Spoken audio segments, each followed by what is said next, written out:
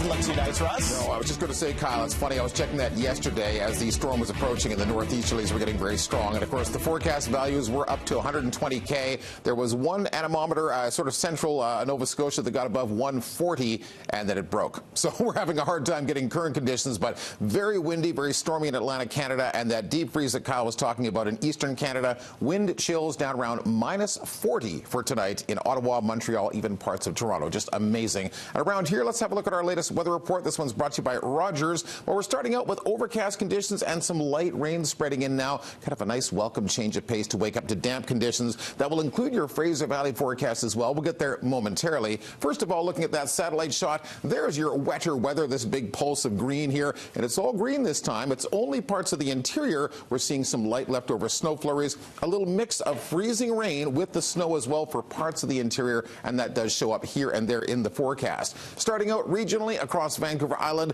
well, it's a bit stormier in Tofino with some heavy rain, a high of 10 degrees. Lighter intermittent rain around Victoria, 8 today. Sea to sky, that freezing rainfall warning still in effect. It's well to the north of Squamish where the current temperature is 2 above. In Whistler, it's -1, Pemberton's -2. Freezing rain or sleet along those routes for the first half of the day, and then likely transitioning over to rain by this afternoon. But it's a really close call. And for parts of the BC southern interior, it looks a little sleety at times into Penticton, a threat of freezing rain into Kamloops. For the most part, it's light flurries and just below freezing into Kelowna and also for Vernon. Now, locally today, the rain is already spread in. It's intermittent, it's light, it gets a little heavier this afternoon, up around 8 degrees.